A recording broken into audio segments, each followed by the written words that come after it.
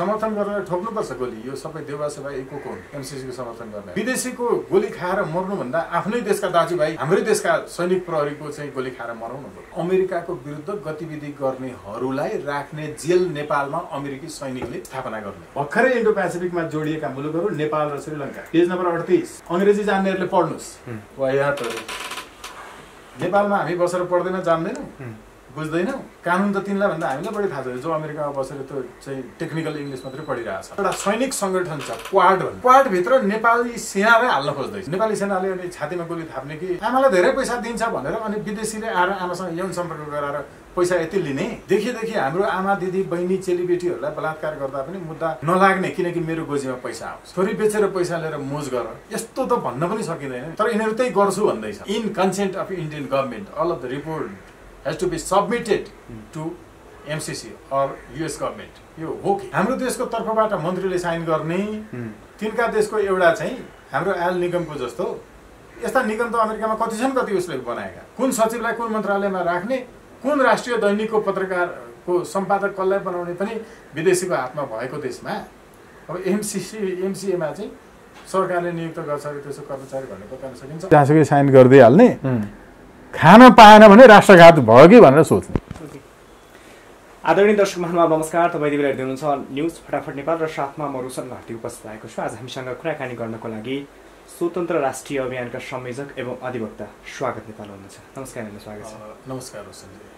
देउवा सरकार एउटा केपी शर्मा ओली प्रतिगामी भए तानाशाही भए संविधान नै धुजा पार्न आँटे त्यही भएर देउवा सरकार ल्यायौँ भन्दै थिए।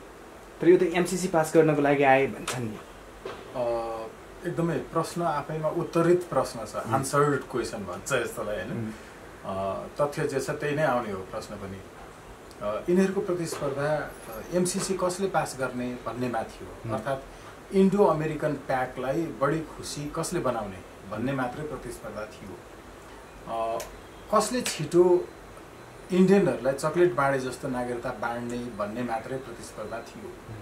र त्यो प्रतिस्पर्धामा चाहिँ अहिले यो देउबाज्यू चाहिँ अगाडि पर्नु भएको छ। कुनै एउटा मालिक कोमा काम गर्ने मान्छेहरू छन् भने र तिनीहरू आफ्नो परिश्रममा विश्वास गर्दैनन्। उनीहरू आफ्नो श्रमको मूल्य खोज्दैनन्। आफ्नो श्रमको मूल्य पनि उसैलाई तोक्न लगाउँछन् भने त्यस्ताहरूले चाहिँ आफ्नो मालिकको सबैभन्दा बढी चाकरी कसले गर्ने भन्ने प्रतिस्पर्धा हुन्छ। हो त्यस्तै आफ्नो मालिक इन्डो अमेरिकन जो प्याक छ त्यो मालिकको चाहिँ चाकरी कसले बढी गर्ने भन्ने ओली देउवा प्रचण्ड झलनाथ विजय गच्छदारहरू यी लगायत राजेन्द्र महतो ठाकुरको बिचमा थियो। त्यो प्रतिस्पर्धामा अब्बल चाकर चाहिँ देउवा निस्किए र यिनको उद्देश्य त फेरि मोहम्मद अफ्ताब आलम जसले भट्टामा पोलेर संसदीय व्यवस्थामा योग्य बन्दै चाहिँ चुनाव जित्ने हरकत गरे जस्तालाई जेलबाट बाहिर निकाल्छु पहिले भनेका थिए। पहिले नै यिनीहरूले बरु अर्काले चाहिँ 7 वर्षपछि मात्रै विदेशीलाई नागरिकता दिनुपर्छ भन्थे। यिनले पहिल्यै दिनुपर्छ भन्थे। जसरी पनि म त्यस्ता अपराधीलाई छुटाउँछु भन्थे। जसरी पनि एमसीसी पास गर्नुपर्छ त ओलीले पनि भनेकै हो। अब यो प्रतिस्पर्धामा हामी नेपाली जनताका लागि चाहिँ संसदीय व्यवस्था रहन्जेलसम्म यस्तै हुन्छ। यो व्यवस्थाको विशेषता यही हो। तत्कालीन अर्थमन्त्री डाक्टर युवराज खतिवडा र परराष्ट्र मन्त्री ओली सरकारका प्रदीप गेवालीले अमेरिकामा गएर गोप्य तरिकाले त्यहाँ हस्ताक्षर गर्नुभएको छ, त्यहाँ सम्झौता गर्नुभएको छ। त्यो सम्झौता अहिलेसम्म पनि बाहिर आएको छैन भन्ने कुराहरू अहिले छरपष्ट देखिन्छ। किन त्यस्तो गोप्य सम्झौताहरू बाहिर ल्याउन चाहिरहेको छैन? यिनीहरूले कस्तो खालेको सम्झौता भएको तपाईँले आशंका गर्नुहुन्छ? म माफी चाहन्छु। अहिले यो तपाईँले बोल्दा पनि मैले सम्झेँ कि हजुर एउटा फाइल होइन जहाँ युवराज खतिवडाको नाम आउँदाखेरि सम्झेँ कि युवराज खतिवडाले संसद सचिवालयमा चाहिँ जति बेला यो मिलेनियम च्यालेन्ज कम्प्याक्टको चाहिँ प्रेजेन्टेसन दिनुभयो त्यहाँ दर्ता गर्नुभयो। त्यो दर्ता गर्दाखेरि उहाँले चाहिँ आफ्नो दर्ता गरेको प्रस्तावको पहिलो पृष्ठको सबैभन्दा अन्तिमबाट गर्दाखेरि चौथो लाइनमा उहाँले लेख्नु भएको छ। त्यो के लेख्नु भएको छ भने मलाई स्टिल अहिले लाइन बाई लाइन र त्यो कहाँ छ भन्ने पनि याद छ क्या, लाइन पनि याद छ। त्यसैले म चौथो अन्तिम लाइन भन्दैछु पहिलो पृष्ठको। संविधान बमोजिम यो चाहिँ कम्प्याक्टलाई हामीले संसदमा प्रस्तुत गरिरहनु पर्ने थिएन, तर यो पूर्व नै संसदमा पेश गर्ने भनिएकोले प्रस्तुत गरेको छु भन्ने भाषा उहाँले लेख्नु भएको छ। हेर्नुहोस् है, संसदबाट पास युवराज खतिवडाले गर्नका लागि जसरी प्रस्तुत गरे होइन, यसमा अब कोही पनि अछुतो छैन। सबैले नै यसलाई चाहिँ आफ्नो चाहिँ कार्यकालको बजेटमा एमसिसीबाट प्राप्त हुन आउने रकम यति समेत कुल आय व्यय बजेटको अनुमानित विवरण हो भनेर सबैले बजेटमा राखेका छन्। यसलाई सबैको बजेटमा छ है, यो कन्टिन्यू आइरहेछ। यसको अर्थ अघिल्लो पटकको बजेटमा भएकोले हामीले छुटाउन सकेनौँ भन्ने तर्क गर्न सक्छन्, तर अघिल्लो पटकको बजेटमा भएका धेरै कार्यक्रमहरू हटाइएको घटाइएको धेरै उदाहरणहरू छ।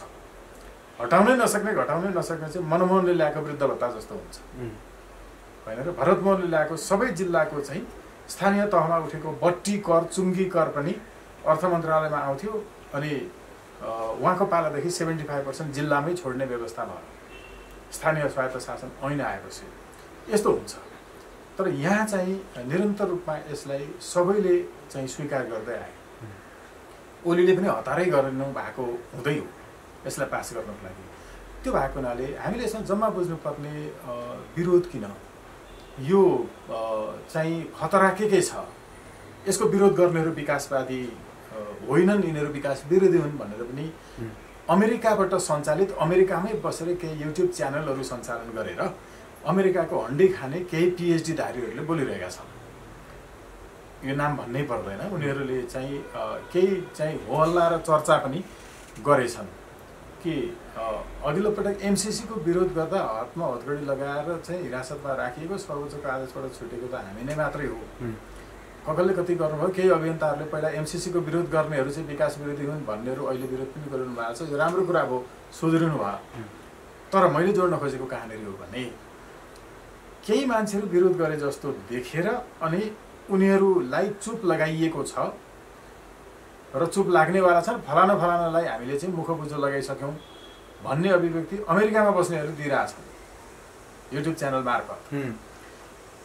एमसिसीको विरोध गर्नेलाई पैसा दिइसकियो भनेर र देखिन्छ कस्तो भने यी मान्छेहरू जो छन् अमेरिकाकै हन्डी खाएर देश विरोधीहरू नेपाललाई तपाईँको चाहिँ भस्म बनाउन खोज्ने, नेपाल छोडेर बाहिर बसेर अनि एमसिसीको समर्थन गर्नेहरू तिनीहरूलाई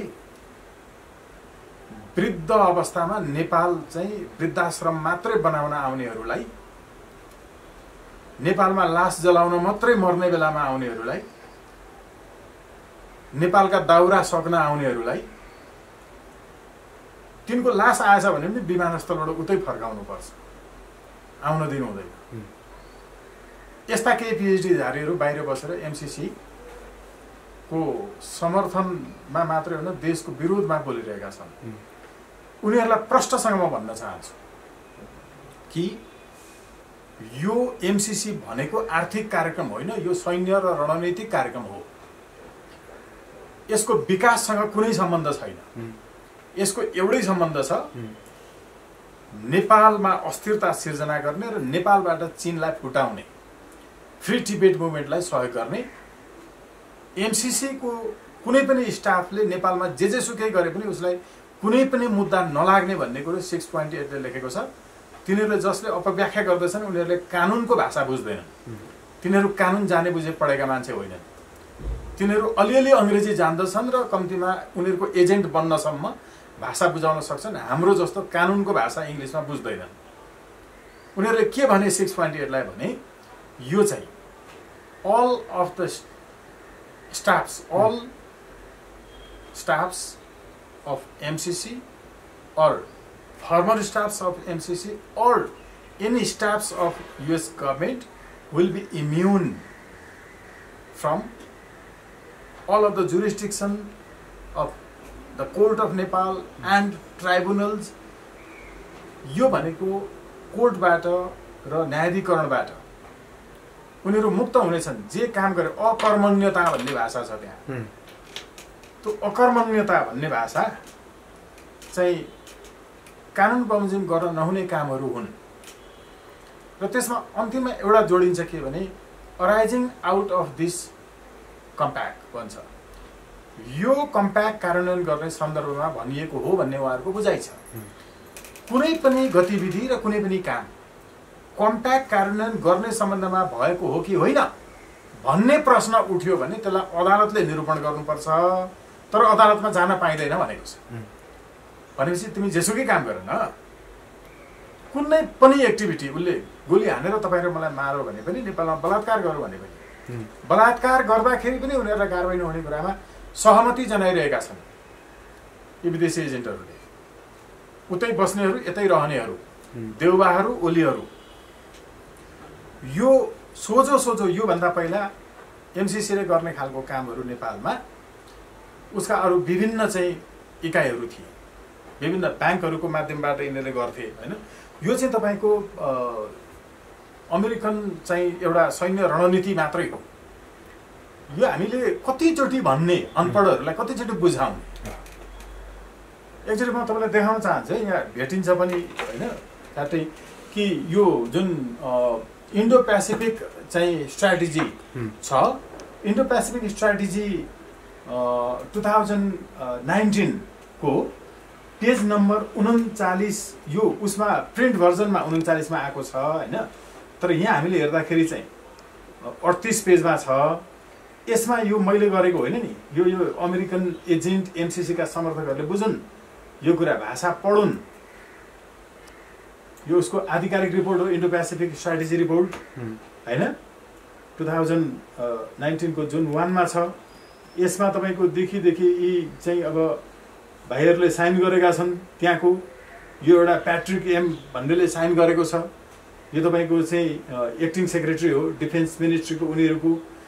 अब मैले यसको तपाईँको चाहिँ 39औं पेजमा लगेँ भने तपाईँले यहाँ देख्नुहुन्छ हामी अहिले 8 पेजमा छौँ कि यो इन्डो पेसिफिक रणनीति अन्तर्गतको हो भनेर उनीहरूले भन्छन्। र अहिले थपिएका 2टा देशहरू छन्।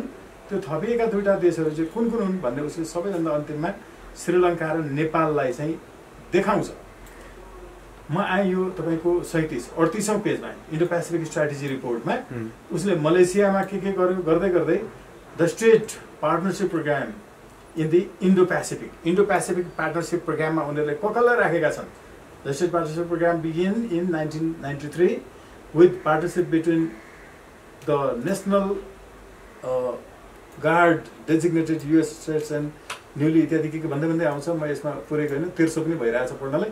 र यसले अहिले के भन्छ भने by the end of fiscal year 2019 the United States will have 79 partnerships with 86 nations, 12 of which are in Indo-Pacific, जो Indo-Pacific अन्तर्गत छन्।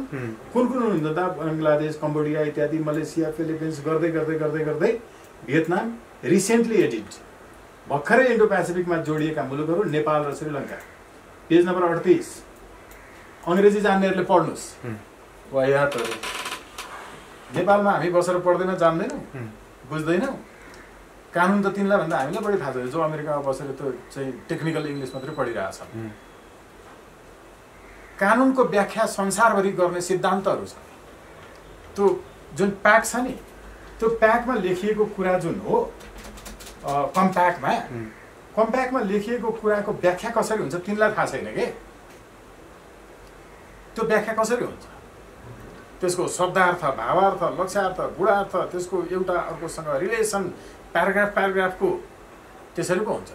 यो देखि पुरै इन्डो पेसिफिक तपाईँको चाहिँ एउटा चाहिँ रणनीति अन्तर्गतको नेपाललाई उनीहरूले आधिकारिक रूपमा राखेका छन्। अनि त्यो अरू केटाकेटीहरूले बोलेर हुन्छ, त्यो स्वर्णिम विभागले, अर्को यहाँका यी देउबा सेउबा यिनका सल्लाहकार यिनीहरूले बोलेर हुन्छ। उनीहरूले नै लेखा छ त त्यहाँ। तिनीहरूभन्दा ठुलो भयो यिनीहरू। त्यो अमेरिकामा बसेर युट्युबबाट पनि के चलाउने त्यो चाहिँ पिएचडी होल्डरहरू होइन। त्यो तपाईँले पनि गर्नुभयो होला, मैले पनि गरेको होला, नेपालमा पनि धेरै होला।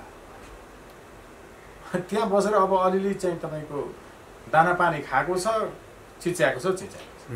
विकास विरोधी भनेको छ। तर अझै पनि त्यस्ता व्यक्तिहरूले त नेपालमा यसले त ठुलो विकास फड्को मार्छ, यातायात बाटोदेखि लिएर प्रसारण लाइनसम्म जोड्छ भनेर अझै पनि नेपाली नागरिकले झुकाउन खोजिरहेछन् नि हैन। तिनीहरूलाई यो रकम धेरै ठुलो लागेछ कि हुन त अब अघिल्लो जेनेरेसनका मान्छेहरूलाई 1 करोड भनेको पनि धेरै ठुलो कुरा हो। प्रधानमन्त्रीले 4 करोडको खाजा खाएको विवरण हिजो निस्क्यो केपी शर्मा ओलीले, त्यो चाहिँ ठुलो लागेन उनीहरूलाई, त्यो चाहिँ ठुलो लागेन। यो बच्चा बच्चीहरूलाई अब यिनीहरूलाई यो धेरै ठुलो रकम लाग्यो के। 53 अर्बको रकम त हामीले चाहिँ चाइनाबाट प्राप्त गरेको घोषणा गर्दा संसदबाट पास गर्नु पर्यो। ल्याउ न, पैसा ल्याउ, विकास गर, सबै थोक गर, तर के नगर भने इन्डियालाई सोधेर यो तपाईँको चाहिँ 5A मा जे कुरो भनिएको छ नि हाम्रो तपाईँको चाहिँ यो मिलेनियम च्यालेन्ज कम्प्याक्टको सेड्युल नम्बर 5.5A मा जे भनिएको छ भने in consent of Indian government all of the report has to be submitted to MCC or US government. कस्तै यो हो कि बुझ्नु परेन। यति हटाइदेऊ ल ठिक छ, हाम्रो देशको तर्फबाट मन्त्रीले साइन गर्ने, तिनका देशको एउटा चाहिँ हाम्रो एल निगमको जस्तो यस्ता निगम त अमेरिकामा कति छन्, कति उसले बनाएका, त्यो मध्येको एउटा हो। एउटा कर्मचारीले साइन गर्ने, ल यो पनि ठिकै छ, जोसुकैले साइन गरोस्, इगोको कुरा पनि भयो होला, छोडिदिउँ। अनि देखिकन इन्डियालाई सहमतिमा लिएर मात्रै उसको सहमतिमा मात्रै काम गर्नु पर्यो भन्ने यिनीहरूले किन इन्डियाको नागरिकता नलिएका, किन नेपाली भएर बसिरहेका यिनीहरू? आमालाई धेरै पैसा दिन्छ भनेर अनि विदेशीले आएर आमासँग यौन सम्पर्क गराएर पैसा यति लिने, यिनको त त्यही हो नि त, त्यति होइन त। नागरिकता मात्रै नेपाली रहेछ हैन, यिनीहरू त सबै विदेशी भन्दा अब पूर्ण रूपमा यिनीहरूको त भित्रभित्र यिनीहरूको नागरिकता पनि विदेशी छ। यिनीहरूको तपाईँको जिनमा नै चाहिँ शङ्का छ कि वास्तवमा कसरी नेपाली हुनसक्छ त्यो मान्छे। देखि हाम्रो आमा दिदी बहिनी चेलीबेटीहरूलाई बलात्कार गर्दा पनि मुद्दा नलाग्ने, किनकि मेरो गोजीमा पैसा आउँछ। अब हामी भनौँ उनीहरूलाई कि आमा बेचेर तिमी पैसा ल्याऊ, छोरी बेचेर पैसा लिएर मोज गर,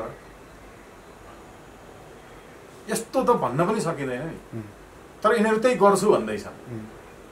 हेर्नुहोस् है, अब अर्को कुरा के छ भने यो सँगसँगै संसदबाट पास गराउने कुराको पछाडि हेर्नु, संसदबाट पास गर्ने बित्तिकै त्यसको विरुद्ध यो सन्धि सरह जब लागू हुन्छ, फेरि अर्को कुरा के छ भने हाम्रो संविधानले यो कम्प्याक्ट भन्ने कुरो चिन्दैन।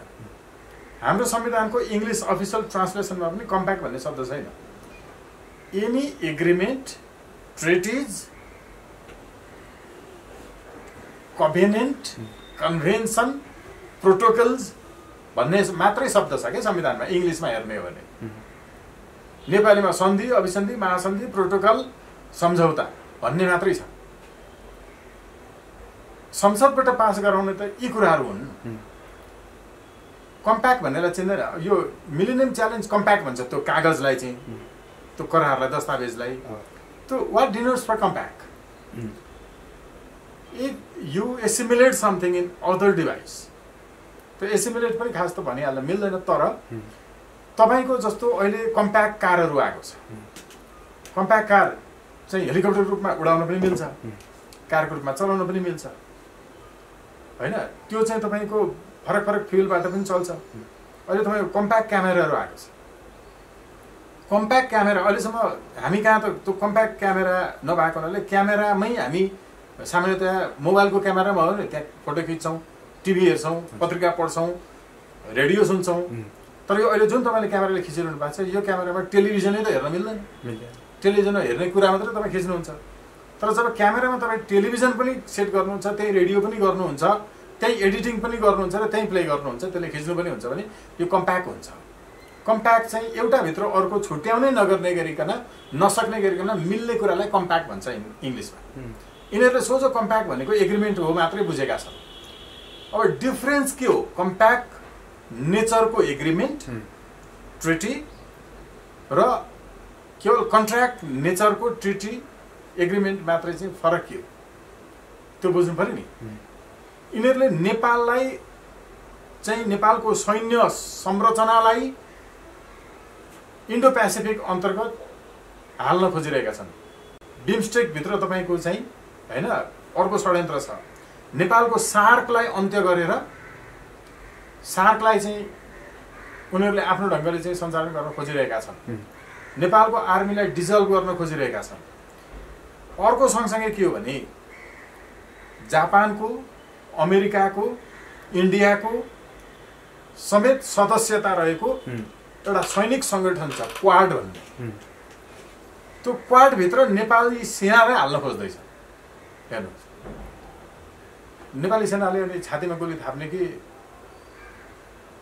विदेशीबाट एमसिसीको विरोध गर्नेलाई चाहिँ विरोध गर्ने कि समर्थन गरेर ठोक्नुपर्छ गोली। यो सबै देउबासभा एकको हुन् एमसिसीको समर्थन गर्ने। अब तपाईँ हामी पनि विदेशीको गोली खाएर मर्नुभन्दा आफ्नै देशका दाजुभाइ हाम्रै देशका सैनिक प्रहरीको चाहिँ गोली खाएर मरौँ न मर्नै पर्दाखेरि मत छ। जस्तो कि सैन्य रणनीति भन्ने छ, त्यो सैन्य रणनीति अनुसार चाहिँ उनीहरूले के सम्म गर्न सक्छन् यो देशमा। अरू देशमा पनि एमसिसी त पारित भएको छ, त्यो नजिर हेर्दाखेरि नेपालमा के सम्भावित घटनाहरू हुन सक्ने देख्नुहुन्छ तपाईँले? उनीहरूले गर्ने सबभन्दा पहिलो कुरा चाहिँ के गर्छन् भने जस्तो योभन्दा अगाडि तपाईँको चाहिँ अब ग्वान्टानामो चाहिँ जुन क्याम्प उनीहरूको थियो जहाँ अन्य देशमा अमेरिकाको विरुद्ध गतिविधि गर्नेहरूलाई राख्ने जेल नेपालमा अमेरिकी सैनिकले स्थापना गर्ने। हेर्नु यहाँसम्म हामी चाहिँ धेरै कम मान्छेले सोचेका होला। हेर्नु यो पूर्वको विश्वमा यही भएको छ नि त घटनाहरू। अर्को तपाईँले देख्नु भएको छ अफगानिस्तानबाट होइन केही समय अगाडि मात्रै त्यहाँबाट गएको, उसले आफ्नो इन्ट्रेस्टको प्रोटेक्सनका लागि, आफ्नो स्वार्थको रक्षाका लागि आफ्नो सैनिकको परिचालन गर्न सक्छ। यो कम्प्याक्टले, यो एमसिसीले छुट दिन्छ उसलाई। किनभने एमसिसीको सुरक्षाका लागि सेना ल्याउनु पर्यो। यो भनेको arising out of this compact भनेर अघि 6.8 मा जुन भनियो, त्यो arising out of this compact if any illegal actions, omission or commission, that is, अब यो यति हदसम्म छ, देखि अक्षरले देखाएको छ। उसको सेना यहाँ भोलि यहाँ त हामीले जहाँ एमसिसीको कार्यालय बस्छ, जहाँ एमसिसीले आफ्नो चाहिँ काम सुरु गर्छ, त्यो ठाउँमा त तपाईँ हामीले त विस्फोट गराउनुपर्छ। त्यो ठाउँमा तपाईँ हामीले कर्मचारी आयो भने तिनलाई पनि खोलामा बगाउनुपर्छ, खाल्डो खनेर पुर्नुपर्छ, जे गर्नुपर्छ पर्छ। त्यो नेपाली नागरिकले गर्छ। निर्माण हुन थाल्यो भने त्यहाँ भत्काउनुपर्छ। हो त्यति बेला त्यसको सुरक्षाका लागि उनीहरूले चाहिँ सैनिक बोलाउने भन्ने कुरा यो एमसिसीले छुट दिएको छ। किनकि उसले जे गर्छ त्यो विषयमा नेपालमा मुद्दै चल्दैन, त्यो विषयमा सुनवाई नै हुँदैन। त्यति मात्र होइन, नेपालमा उनीहरूले प्रयोग गर्ने जग्गा चाहिँ त्यो अमेरिकाको मातहतमा हुन्छ भन्ने कुरा पनि आइरहेछ नि। यस्तो छ अहिले एमसिसीले जुन कामहरू गर्छ, मान्छेले या फेरि धेरै त्यो विरोध गर्नेहरूले, हामीले भनेको कुरालाई विरोध गर्नेहरूले शब्दमा ध्यान दिन्छन् कि एमसिसी भनेको त्यो मिलेनियम च्यालेन्ज कम्प्याक्ट एउटा कन्ट्र्याक्टले काम गर्छ र भन्छन्। अर्को एमसिसीले गर्ने होइन नि त, एमसिएले पो गर्ने त भन्छन्। हेर्नु है, एमसिए भनेको चाहिँ तपाईँको मिलेनियम च्यालेन्ज अकाउन्ट। त्यो अझ त्यसको मिलेनियम च्यालेन्ज अकाउन्ट मात्रै पनि होइन, तिनले पढेकै छैन। पढ्नु मिलेनियम च्यालेन्ज अकाउन्ट समिति हो त्यसको पुरा नाम। राजपत्रमा त्यही छापिएको छ नेपाल सरकारको। हेर्नु आजभन्दा 3 वर्ष अगाडि छापिएको छ राजपत्रमा छापिएको मिलेनियम च्यालेन्ज अकाउन्ट विकास समिति त्यसको नाम। हेर्नु millennium challenge account development committee, इङ्ग्लिसमा चाहिँ त्यो राखेका छैनन् फेरि यिनीहरूले, तर यो राजपत्रमा चाहिँ मिलेनियम च्यालेन्ज अकाउन्ट विकास समिति भनेर राखेका छन्। हो त्यो मिलेनियम च्यालेन्ज अकाउन्ट एमसिएले काम गर्छ भन्छन् फेरि। हेर्नु है, हुन पनि त्यही हो। अहिले एमसिएले तपाईँको चाहिँ नगर उता चाहिँ नुवाकोटको चाहिँ बेलकोटगढी साथको धेरै जग्गाहरू किनेर होइन चाहिँ के कामहरू गर्न खोजिरहेको छ। हामी त्यहाँ पुग्यौँ पनि, त्यहाँका मान्छेहरू उठिरहेछन्, त्यो भत्किन्छ, त्यहाँ जे हुन्छ। अब यिनीहरूले यो काम गर्नका लागि जुन जमिनहरू लिन्छन्, त्यो जमिन खरिद भनेको तपाईँको चाहिँ एमसिएको नाममा भएको छ। हेर्नु त्यो एमसिए अहिले पछिल्लो फेरि एकदम महत्त्वपूर्ण कुरा छ, सरकारसँग कुनै पनि सम्पर्क नराख्ने, एमसिएले नै यो सम्बन्धी सम्पूर्ण निर्णयहरू लिन सक्ने, एमसिएसँगकै कन्सल्टेसनमा र उसँगकै जति डिस्कसनहरू गर्नुपर्ने हुन्छ गरेर काम अगाडि बढाउन सक्ने सरकारले यसलाई हेर्न छुन नपाउने, यद्यपि सरकारका मान्छेहरू त्यहाँ हुन्छन् भनिएको छ।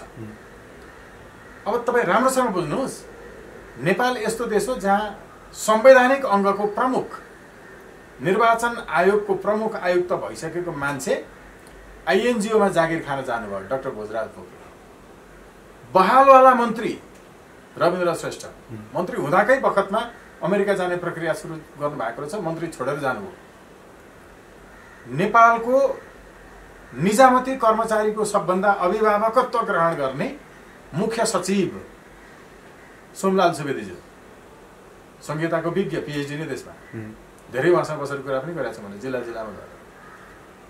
मुख्य सचिव जस्तो पद छोडेर उहाँ विदेशीतिर, आइएनजीतिर जागिर खान जानुभयो। अब तपाईँ यो कल्पना गर्नुहोस् कि नेपालमा एमसिएमा बसेको नेपालको सरकारले नियुक्त गरेको कुनै मान्छेलाई सरकारले नियुक्त गरेको हो भन्दैमा जससँग मात्रै काम छलफल गरेर एमसिसीले गर्न सक्छ, नेपाल सरकारबाट त ऊ अझ मुक्त हुन्छ, एमसिएले नै गर्ने हो। अब एमसिएको मान्छे चाहिँ नेपाल सरकारले नियुक्त गरेको हुनेछ भनेर अनि उसमा भर पर्न सकिन्छ, किनकि संवैधानिक अङ्गका प्रमुखदेखि लिएर अघि भने चिफ ब्युरोक्राट्स समेत आइएनजिओमा काम गर्न गए। अनि यहाँ के गरिँदैछ भने जानी बुझिकन त्यो त सरकारले नियुक्त गरेको हुन्छ नि भनेर सरकारले नै अमेरिकाको पक्षमा काम गर्ने मान्छेहरूलाई राखेर अनि अमेरिकाका हितमा चाहिँ काम गर्ने गराउने सबै यो ताना बाँधेर षड्यन्त्र हो। अब हामीले पहिला सरकारले चाहिँ यो सम्बन्धी निर्णयहरू लिने, छलफल गर्ने सन्दर्भमा पछि आउने सरकारहरूले एमसिसीलाई तपाईँको चाहिँ डिस्कन्टिन्यू गरेको पनि केही देशहरूमा पाइयो। त्यस्तो नेपालमा चाहिँ नहोस् भन्नका लागि सरकारसँग सम्पर्कै गर्न नपर्ने, संसदबाट एकचोटि पास गराएपछि अदालतमा प्रश्न नउठ्ने, अनि त्यो एमसिएको मान्छे जो अमेरिकाकै एजेन्ट हुन्छ हो, अहिले भइरहेको एमसिएको पनि सरकारले त्यस्तै नै छानेर गर्ने हो। आफूले छान्ने पनि होइन, अमेरिकनले जसलाई भन्यो त्यसलाई छान्ने हो। यो देश यस्तो हो, इन्सपेक्टरभन्दा माथि बढुवा हुँदा पनि तपाईँको चाहिँ इन्डियनहरूसम्मको चाहिँ सबैका चाहिँ आत्मवृत्तान्तमा लेखेकै छ। कुन सचिवलाई कुन मन्त्रालयमा राख्ने, कुन राष्ट्रिय दैनिकको पत्रकारको सम्पादक कसलाई बनाउने पनि विदेशीको हातमा भएको देशमा अब एमसिएमा चाहिँ सरकारले नियुक्त गर्छ त्यसो कर्मचारी भन्ने बताउन सकिन्छ। अब मैले जोडेको अहिलेको प्रश्नमा एमसिएले आफ्नो नाममा खरिद गरेको जग्गा भनेको त्यो अमेरिकनहरूकै हो, त्यो नेपालीको हुँदैन, त्यो नेपालीको होइन। त्यो उनीहरूले जे मन लाग्यो त्यहाँ त्यही गर्छन्। त्यहाँ भण्डारण हतियारको गर्छन् कि त्यहाँ युरेनियमहरू नेपालको चाहिँ उत्खनन गरेर ल्याएर लुकाउँछन् कि त्यहाँबाट डाइरेक्ट तपाईँको हेलिकप्टर चाहिँ अर्को ठाउँमा उनीहरूको एम्बेसीसम्म गएर त्यो ठाउँबाट एम्बेसीमा त हेलिकप्टर जानेको पाए, त्यो उसको एम्बेसीभित्र त उसकै कानुन लाग्छ। फेरि हाम्रो देशको जहाँ दूतावास छ त्यहाँ पनि हाम्रै कानुन लाग्छ। यो तपाईँको चाहिँ जुन चाहिँ एउटा इम्युनिटी छ, डिप्लोमेटिक इम्युनिटी, त्यो इम्युनिटी प्राप्त गरेर हेर्नु उनीहरूले चाहिँ यो सम्पूर्ण खेल खेल्न खोजिरहेका छन्। त्यो भएको हुनाले स्रोतमाथि, हाम्रो साधनमाथि, हाम्रो सम्पदामाथि, हाम्रो चाहिँ इन्टेलेक्चुअल प्रोपर्टीहरूमाथि अमेरिकनहरूले चाहिँ खुल्ला यो चाहिँ तपाईँको अस्मितामाथि बलात्कार गर्नेसम्मको छुट जसले दिइरहेका छन्, एकदमै खतरनाक छ। र हामीले यसमा अहिले आज यो कुरा गरिरहेको बेलामा चाहिँ आजैको मितिको 5 बजे एउटा चाहिँ संयुक्त चाहिँ मिटिङ पनि बसिरहेको छ। त्यहाँबाट केही चाहिँ हामी योजनाहरू चाहिँ बनाउँदैछौँ र संयुक्त रूपमा एमसिसीका विरुद्ध आन्दोलनमा जाने चाहिँ कार्यक्रम तय हुँदैछ। यो आरपारको लडाइँ हो, यसमा नेपाली सेना, सशस्त्र, नेपाल प्रहरी, नागरिक समाज सबैले साथ दिनुपर्छ र त्यो साथ होस् भन्ने म आह्वान गर्न चाहन्छु। जस्तो डाक्टर युवराज खतिवडाले अमेरिका गएर जुन गोप्य सम्झौता गरे नि, त्यसमा अमेरिकाको कोलोनी नेपाल हुन सक्नेसम्म आशंका गरिरहेछन् नि। अब उनलाई त यिनीहरू कस्ता छन् भने अमेरिका जाने भिजा दिन्छ भने एमसीसी पास गरिदिन्छु भन्ने छन् नि त युवराजहरू होइन, त्यतिमा मात्रै साट्ने मान्छेहरू हुन् नि त यिनीहरू। जसले तपाईँको चाहिँ जीवनभरि कहिल्यै हिलो खुट्टाले टेकेन स्कुल पढ्दा बाहेक है, त्यसपछि जहिले पनि अर्काको आशीर्वादमा चाहिँ कृपामा मात्रै जागिर खाइरह्यो। मन्त्री हुँदा पनि त्यो तपाईँको गभर्नर हुँदा पनि यता चाहिँ योजना आयोगको उपाध्यक्ष हुँदा पनि जहिल्यै सोच फोच कृपाको भरमा मात्रै एक दिन पनि जनताको आँगनमा टेक्न गएन होइन। न धुलो थाहा छ, न हिलो थाहा छ, न गर्मी थाहा छ, न पसिना थाहा छ, न पानी थाहा छ, नेपाली जनताको दुःख र कहानी न थाहा छ, केही थाहा छ। अब यस्ता मान्छेहरूका लागि त जहिल्यै अरूको आशमा मात्रै बाँचेका मान्छेहरू हामीले हेर्दा पो ठुलो पदमा देख्छौँ त। यिनीहरू त धनीहरू चाहिँ जहिल्यै पनि लोभ गर्छ, गरिबहरूले बढीमा आशा गर्छ। लोभमा लालचमा अर्काको कृपामा मात्रै बाँचेकाहरूले यस्तो त भित्रभित्र कति गर्छन्, कति गरेका छन्। के कुरा गर्ने तपाईँको चाहिँ मोनिटरी पोलिसी अहिलेसम्म सबभन्दा धेरै पटक चाहिँ फेल भएको र चेन्ज गर्नु परेको, संशोधन गर्नु परेको उहाँ आफै गभर्नर हुनुभएको। नेपालको इतिहासमा सबभन्दा एक नम्बर चाहिँ तपाईँको नेपाली अर्थतन्त्र चाहिँ डिटोरिएट गरेको उहाँकै अर्थमन्त्रीत्व कालमा हो। वैदेशिक ऋण 3 दोब्बर पुगेको उहाँ र केपी ओलीकै नेतृत्वमा हो, होइन र? यति असफल जो विषय विज्ञ होइन। मैले उहाँलाई प्रश्न गरेको थिएँ, उहाँ चाहिँ गभर्नर हुँदाखेरि तपाईँको पिएचडी को चाहिँ विषय एउटा कन्टेन्ट त्यहाँभित्रको चाहिँ यो तपाईँको मोनिटरी इकोनोमी जो छ त्यसमा मोनिटरी फ्रिडमको कुरा छ, हेर्नु मोनिटरी बजारको कुरा छ, मार्केटको कुरा छ। आफूले जुन पिएचडी चाहिँ लेख्नुभयो त्यसकै विरुद्धमा मोनिटरी पोलिसी ल्याउनु भयो। मैले उहाँलाई प्रश्न गरेको थिएँ, अहिले पनि त्यो छ युट्युबमा। म पहिलोपटक चाहिँ तपाईँको गभर्नर हुँदाखेरि अनि उहाँलाई मैले देखाएको थिएँ, तपाईँ कहाँ छ त्यतिकै भन्नुहुन्छ भने अरू जस्तो त होइन, मैले त उहाँको त्यो पिएचडीको त कन्टेन्टै बोकेर गएको थिएँ। ल यहाँ हेर्नुहोस्, अनि यो मोनिटरी पोलिसी हेर्नुहोस्, एक थोक पढ्ने अर्कै थोक गर्ने। अहिले तपाईँको युट्युब च्यानलमा मासिक चाहिँ 2 लाख रुपियाँ कमाइ छ भने अर्को एउटा यस्तो मान्छे आयो, एउटा रिपोर्टर कोही, म तपाईँको मासिक चाहिँ 10 लाख बनाइदिन्छु नाफा, अहिले तपाईँको 2 लाख मात्रै छ, मैले 10 लाख बनाइदिए बापत मलाई तपाईँले 5 लाख तलब दिनुपर्छ भन्नु भने तपाईँ दिन तयार हुनुहुन्न र? किनकि अहिले तपाईँको 2 लाख आइरहेछ, उसले 10 लाख बनाइदिन्छ र 5 लाख तलब माग्छ भने तपाईँको त 7 लाख त हुन्छ नि त अहिले भएको भन्दा त। अब हो यो नीति चाहिँ कुनै निजी क्षेत्रको ब्याङ्कहरूले म तपाईँको बिजनेस यति पुर्याइदिन्छु, यति बढाइदिन्छु, त्यस कारण मलाई त्यसको रेसियोमा तलब दिनुहोस्, म नयाँ आइडिया लिएर आउँछु, इन्टरनेसनली नेपालको चाहिँ सर्भिसलाई पुर्याउँछु, गाउँ गाउँ कुना कन्दरा पुर्याउँछु भन्दै कोही आयो भने त्यो चाहिँ उहाँले मोनिटरी होइन फ्रिडमका कुराहरू इत्यादि यो सबै उहाँको चाहिँ थेसिसमा थियो, त्यसको एगेन्स्टमा ल्याउनु पोलिसी। मैले खालि भन्न खोजेको के हो भने हामी तपाईँ जस्ता सामान्य मान्छेहरूले पनि अवलोकन गरेर अब्जर्भेसन गरेर चाहिँ बसेका हुन्छौँ है होइन। अमेरिकनहरूसँग भेट भयो भनेर त्यहाँ गएर एउटा चाहिँ होइन 2-4 कोठाको चाहिँ एउटा चाहिँ घरमा अनि दूतावास चलाएको भनेर, राजदूत भएको भनेर जागिर खाएर त्यहाँ एक शब्द अहिलेसम्म बोलेको कुनै तपाईँको चाहिँ प्रोग्राम गरेको होइन, कसैलाई कन्भिन्स गरेको, नेपाल र नेपालीको बारेमा गुडविल एम्बेसडर बरु धेरै राम्रो काम गर्छन् अरू विभिन्न कम्पनीहरूको, त्यतिसम्म गरेको के छैन। जाने भात खाने अहिलेसम्म खान नपाएको के छ, हसुर्ने, अनि आयु चाहिँ बढाउँदै जाने, काल पर्खेर बसिरहने, त्यस्तो पनि राजदूत, त्यस्तो पनि नेता, त्यस्तो पनि तपाईँको चाहिँ समाजको बारेमा सोच्ने हुन्छ। अनि यिनको कुरा के भन्छ तपाईँको चाहिँ आजभन्दा दशकौँ अगाडि पढेको कुरा त्यो काम लाग्दैन अब ठिक छ, त्यो अनुभवले अलिअलि केही कुराहरू हुन्छ होइन।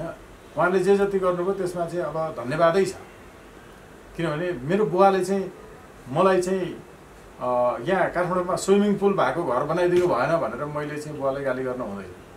उहाँले जति सक्नुभयो जति गर्नुभयो त्यो गर्नुभयो, अब बस्नुहोस् त भाइ होइन। हामीले पनि फेरि मेरो बुवाले चाहिँ 1 कट्ठामा चाहिँ 2 मन धान फलाउनु हुन्थ्यो भने मैले त 4 मन फलाउन सक्नु पऱ्यो नि, अनि पो छोराछोरी हो त भनेको। हामीले उनीहरूले जे बुझे जसरी बुझे त्योभन्दा इन्टरप्रिटेसन कसरी गर्दैछौँ, यसको वैश्विक अभ्यास के हो, अरू देशहरूमा के भइरहेको छ, त्यो कन्टेन्टले के भन्छ। तिनका पालामा चाहिँ अक्सफोर्ड डिक्सनरीमा हरेक पटकको एडिसनमा नयाँ शब्द मिनिमम तपाईँको 4500 नयाँ शब्द छापिन्छन्। तिनका पालामा यी शब्दहरू थिएन, तिनलाई कहाँ थाहा हुन्छ होइन र? त्यो भएको हुनाले यसलाई अब बुझाउन जरुरी छ। भित्रभित्र गएर चाहिँ अब एक ठाउँमा बसेर चुस्की लाउने बित्तिकै जहाँसुकै साइन गरिदिइहाल्ने, खान पाएन भने राष्ट्रघात भयो कि भनेर सोच्ने। हेर्नु है, मैले त्यति बेला चाहिँ यो नेपालमा चाहिँ गिजले सेन चाहिँ तपाईँको राजदूत हुँदाखेरि एकजना चाहिँ व्यक्ति थिए, उनी उनको चाहिँ फर्स्ट सेक्रेटरी थिए। उनीसँग मैले कुरा गर्दा के भन्थे भने तपाईँले एक्सपिरियन्सेसहरू के पाउनु भएको छ भनेर सोद्धा नेपालका नेताहरूसँग कर्मचारीहरूसँग ल पर्सिको दिन यो कन्ट्र्याक्ट गर्ने है भनेर भनेपछि हामीले इमेलमा पनि पठाएको हुन्छ, हेर्दै नहेरिकन हुन्छ भनेर भन्छन्। अनि मिटिङमा आएर बसेपछि 1 2 3 गर्दै हामी बुँदा नम्बर 1 okay point number 1 if you have any courage please भनेर भनेपछि ओके ओके भन्दै जान्छन्। सबै ओके छ भने अब त्यसो भए साइन गरौँ न त भनेर भन्दाखेरि I think it's better to have sign on Monday भन्छ अरे एउटाले होइन। एकासी यो चाहिँ सोमबार सही गर्नु ठिक हुन्छ भनेर भन्छ अरे। अनि किन भनेर सोच्छन् अरे। अनि खोइ किन सोमबार चाहिँ राम्रो हुन्छ भन्छन् अरे। अनि ल हुन्छ नि त, अब किन मानेनन्, ठिकै छ नि त भनेर उठेर आउँदै गर्दा बाहिर आउँदै गर्दा लबीमा चाहिँ I have to go through once again on in detail भन्छ अरे फेरि अर्कोले। हेर्नु मैले त्यो कन्ट्र्याक्टको चाहिँ अलिक डिटेलमा फेरि एकचोटि हेर्नुपर्छ भन्छ अरे। के रहेछ भनेर पत्ता लगाउँदा त केही पनि नलिकन सही गऱ्यो भने चाहिँ मैले राष्ट्रको घात गरेँ कि भन्ने सोच्छ अरे। हेर्नु केही लिएर गएर भने चाहिँ राष्ट्रघात शास्त्रघात केही पनि सोच्दैन अरे के। अब यिनले लिएका छन्, लिएपछि केही पनि सोच्दैनन्। नभए पाइलामा हरेक कुरामा तपाईँको राष्ट्रघात देख्छन्। हामीले गर्नुपर्ने कति सन्धि सम्झौताहरू छन्, अन्तर्राष्ट्रिय क्रूरता तथा मानवीयता विरुद्धका महासन्धिहरू, जातिघात गरेका चाहिँ विषयलाई तपाईँको मानवता विरुद्धका अपराध घोषणा गर्नेहरू होइन, जातिको धर्मको अनुहारको रङ्गको नस्लको आधारमा भाषाको आधारमा गरिने विभेदहरूलाई तपाईँको चाहिँ कठोरतम भन्दा कठोरतम सजाय दिनुपर्ने यो विषयमा पनि त छन् नि त विश्वमा अभ्यासहरू सन्धिहरू। हामीले त्यो चाहिँ गरेको खोइ त, किनकि त्यो गर्यो भने राष्ट्रघात देख्छन् यिनीहरू। भनेको अब एमसिसी को विरुद्धमा अब वार की पार लडाई यहाँहरू लड्न तयार हुनुहुन्छ। एमसिसी को विरुद्धमा त्यो आज नै पनि अघि मैले भनिहालेँ होइन, संयुक्त आन्दोलनका लागि चाहिँ तयारी पनि भइरहेको छ, मिटिङ बसिरहेको छ आजै। म आफ्नो अब बैशाखी टेकेर हिँडिरहेको भएको हुनाले म जान सकिरहेको छैन। तर यो अब आर्की पारको चाहिँ यो युद्ध नै हुन्छ। यो चाहिँ वास्तवमा सिभिल वार भनेको चाहिँ यो हो, लुकेर हान्ने होइन, जङ्गलमा पसेर तपाईँको चाहिँ कसैलाई चाहिँ बाबुआमाको काचकिरा गरिरहेको ठाउँमा घिसारो लगेर मार्ने, त्यो होइन वास्तवमा सिभिल वार। वास्तवमा जनयुद्ध भनेको चाहिँ यो हो, नागरिक युद्ध भनेको चाहिँ यो हो। र नागरिकको पक्षमा मुलुकको पक्षमा सैनिकहरू पनि उभिनुपर्छ, सशस्त्र प्रहरी निजामती सबै उभिनुपर्छ कि सोझो भन्नुपर्छ कि हाम्रो देशमा आएर विदेशीहरूले बलात्कार गरे पनि मुद्दा लाग्नु हुँदैन, त्यो ठिकै हो किनकि हामीलाई सब्जी खाने पैसा चाहिएको छ कि यो भन्नुपर्छ। त्यो भएको हुनाले अब यो आरपारको युद्धमा जान्छ।